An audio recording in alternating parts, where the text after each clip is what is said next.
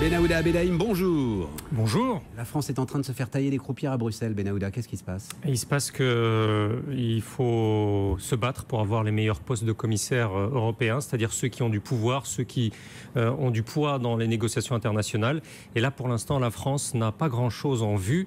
Oui, mais en même temps, on attend les élections, non? Ah, effectivement, mais on attend les élections. Mais la fois dernière, c'est-à-dire lorsque c'était la commission Barroso numéro 2, 6 mois auparavant, la France avait préempté un poste, c'était celui de commissaire au marché intérieur au service financier.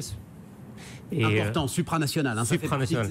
Voilà. Ces postes où c'est le commissaire qui dit aux États ce qu'ils doivent faire. Donc il y a les affaires économiques, la concurrence, le commerce, c'est-à-dire le commerce international et le marché intérieur. En gros, ce sont les 4 vrais postes de pouvoir.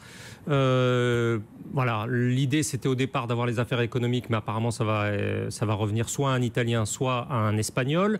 Le marché intérieur, Michel Barnier est sortant, donc on ne l'aura pas. Il y a le commerce, peut-être le commerce, mais pour ça il faut se battre. Et pour l'instant, à Bruxelles, on s'étonne de l'absence des autorités françaises pour soutenir le candidat qui est le ministre sortant des Finances, Pierre Moscovici. Alors, finalement, si vous n'avez pas le commerce... C'est qui? C'est Angela Merkel qui est en train de... C'est Angela Merkel. Distribuer les postes à droite à gauche. Voilà, et son monsieur Europe, Nicolas Meyer-Landru, qui caste finalement, c'est parce qu'il s'agit d'un casting, hein, plus cette commission, de qui va à tel poste en fonction de ses mérites. Et alors, à force de ne pas faire campagne et de ne pas préempter ce poste, la France pourrait se retrouver avec finalement un poste totalement subalterne dans la hiérarchie des postes de la Commission européenne, celui des affaires sociales et de l'emploi.